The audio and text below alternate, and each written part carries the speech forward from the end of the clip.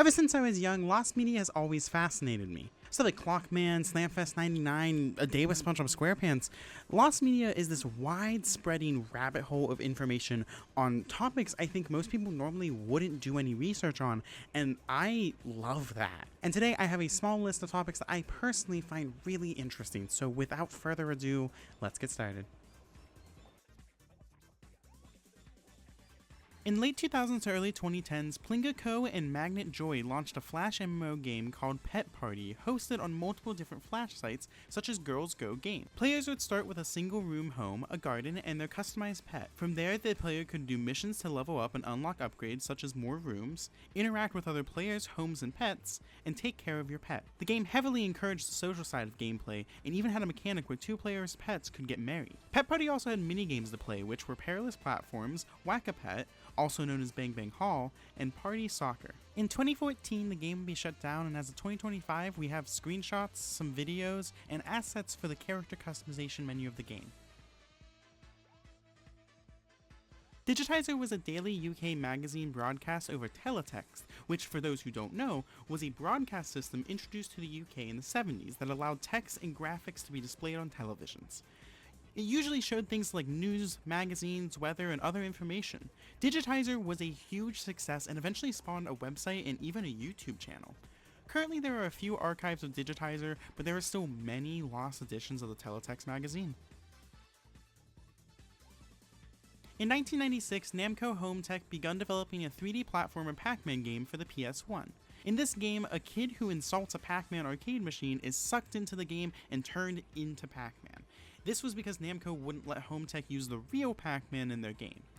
In mid-1997, after some magazine appearances and trade shows, Home Tech would present a demo to the then president of Namco, Masaya Nakamura, who loved the concept but hated the game so much he stormed out of the room swearing. After this, Namco slashed the game's development schedule in half, and after a second meeting, fired most of the Home Tech staff. This led to the game's cancellation, and the game would be entirely reworked from scratch into Pac-Man World. Currently, a prototype has been found and is in the hands of the PlayStation Museum, who has uploaded a video of it onto YouTube, but they have not dumped it onto the internet. We also have assets from the game, some coming from Bernie Bernstone, who was a 3D artist for Namco Home Tech, and some coming from the files of Pac-Man World. Finally, in 2022, Bill Anderson, the lead designer of the game, found an E3 rolling demo of the game, and that is where it currently sits, with no playable copy of the game available to the public.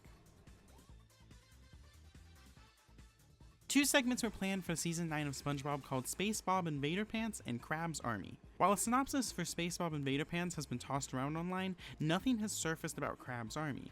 These episodes had appeared in Nickelodeon schedules around 2014 or 2015, and were possibly announced on Nickelodeon schedules to air in the summer of 2015, but never did. Eventually, Vincent Waller would be asked about the episodes and would confirm that they never made it past the storyboard stage. Currently, all that's been found are two blurry, unreadable photos of some storyboards that are said to be from Space Bob Invader Pants. In the March 1991 issue of Nintendo Power, issue 22, a segment on page 97 showed some titles of upcoming NES games, one of which was Twin Peaks. The game was supposed to be developed by High-Tech Expressions and would have been based on Season 2 of the TV series, but was cancelled due to a perceived lack of overlap between Twin Peaks fan and NES players.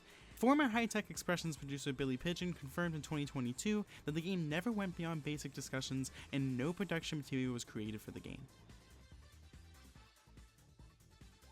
In the 2000s, Indonesian television channel Trans TV aired a call to prayer that has been said to have a ghost sighting in it. It's not known exactly when the call to prayer montage video first aired, but it's believed to have been airing from 2003 to possibly 2007.